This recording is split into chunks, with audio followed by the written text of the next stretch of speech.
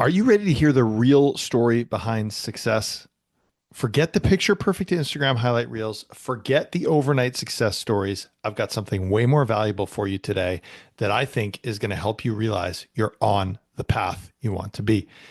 I was able to interview a couple of years ago Jonathan Goodman. He is an author, an entrepreneur, an industry leader. I think one of the people who really has shaped the online fitness industry in the last decade. And he pulls back the curtain on what it really takes to achieve success. And I'm going to share a little spoiler with you. It's not a magical mentor. It's not some secret formula. And it's not some once in a lifetime, perfectly timed epiphany. It's messy, it's unpredictable, and it's about figuring things out step by step. Jonathan shared how he transitioned from grinding as a personal trainer to writing his first book called Ignite the Fire, and eventually to creating this thriving business, all while navigating the exact same doubts, the same challenges, the same missteps that you and I both face.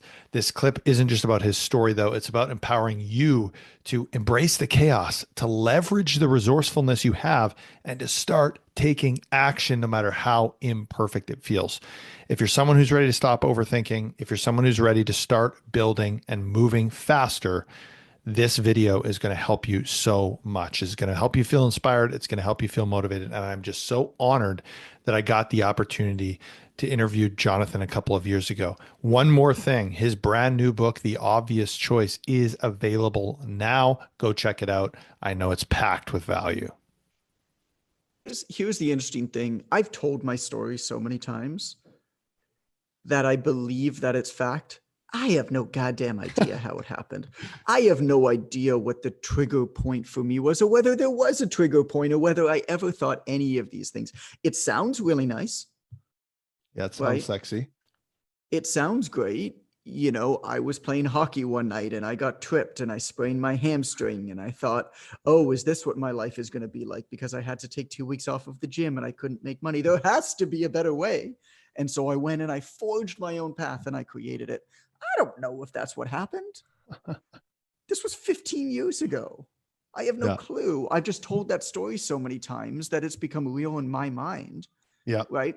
And it sounds plausible and it sounds good. This is where you have to be so careful listening to people telling their stories. It never actually happens that way. There's never one moment Yeah. where they're like, oh my God, I've had an epiphany.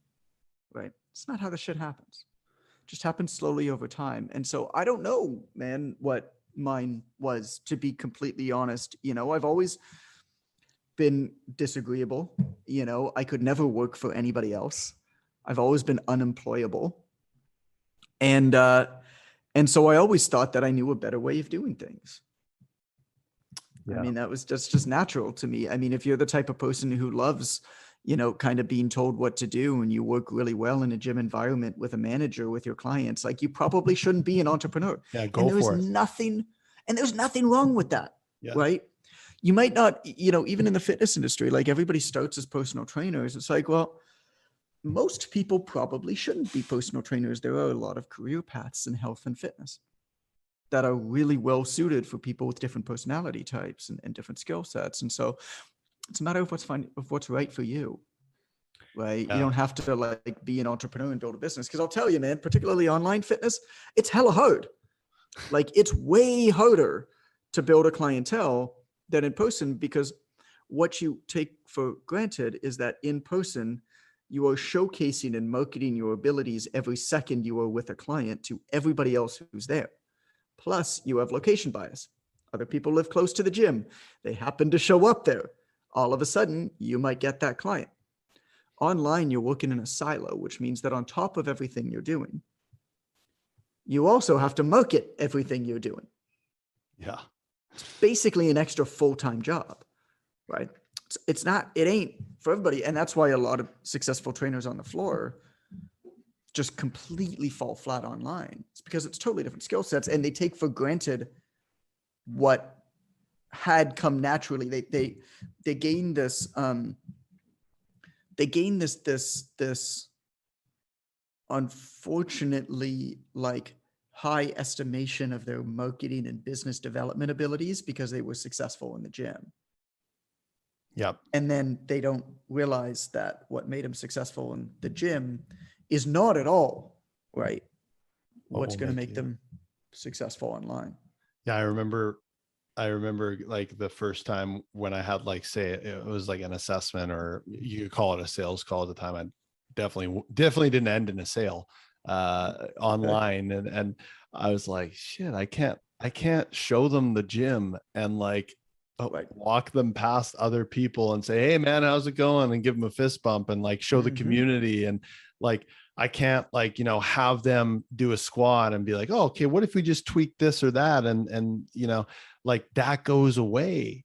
Yeah. And that, when Yeah. you rely on that, it's pretty hard to do something. And I remember that difference of like the difference in marketing and the difference in what will bring you success. Yeah. I mean, Mm-hmm. Mm-hmm. you have to pull that person in instead of them just walking in, and all these other things. And it's just such a different game. I really remember, maybe it was you, and I think like Mark Fisher, and this was like early on, and I was trying to figure out what makes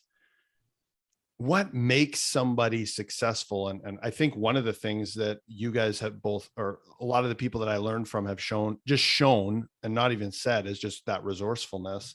But the Mm-hmm. other thing that I remember him saying, I think, was that every successful person he had ever met in the industry or just in general was very curious Yeah. and very like, well, I wonder if I did this, or starting sentences with what if, well, what if I wrote a book? What? Because nobody really knows what they're doing. Like particularly people who write books or run programs or whatever it is, like oftentimes, right, they did one thing that worked for them. Yeah. And then they wrapped it up into a nice package. And so it's not to say that you can't learn anything from them, but there are so many ways to win at this game to be successful. And the competitive advantage isn't to learn what other people are doing. Like data is commoditized, right? Being able to produce video, because everybody's got a media studio now in their hands and their phone, is commoditized. There's no competitive advantage to any of those things. Yeah. There is a competitive advantage to thinking for yourself. There's a competitive advantage for creativity. And there's a competitive advantage for being an actual human who respects and genuinely cares about other humans and is able to show that and appreciate that and connect and build relationships. Because so many folks out there these days are just, it's so easy to just shout that you see shouting all of the time. How much listening do you see? How much listening do you feel? Right. And in any case, like I use this metaphor all the time. Even the dimmest light in a dark room gets noticed, but you could have an already lit room and the brightest light wouldn't even notice it.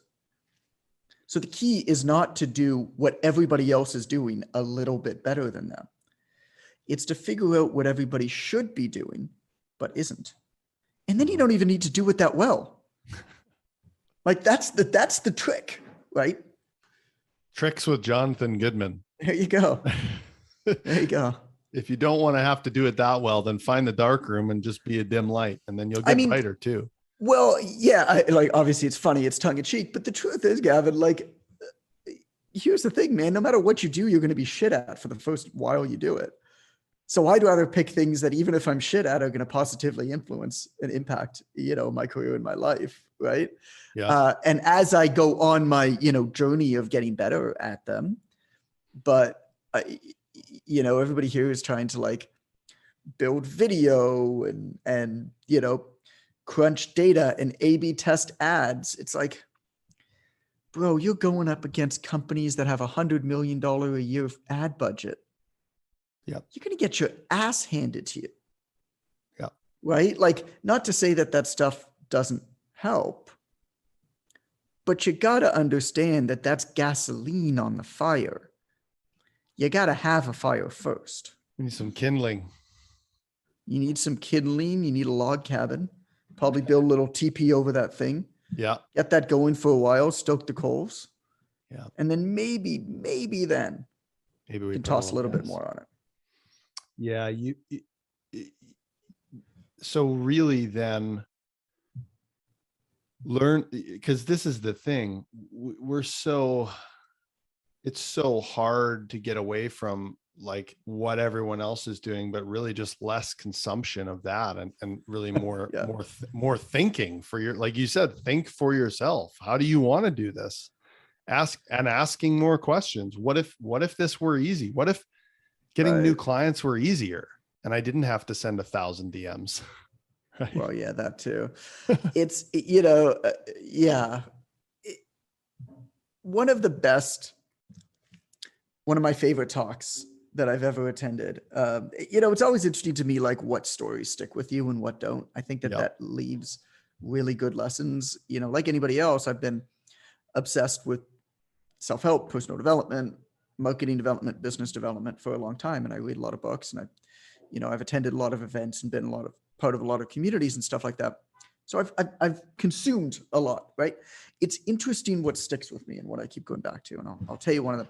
I was at an event, and every speaker did the exact same thing. They were all, this is a pretty expensive event. Like Lewis Howes was there, right? Yeah. Just to give you, like, it was like that kind of dumb thing.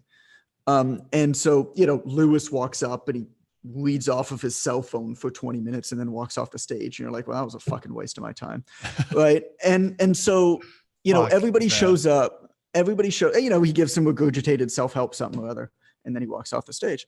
And so, everybody kind of goes and does the same thing, where they have basically one idea that probably stems from Buddhism or Stoicism or something like that. Right.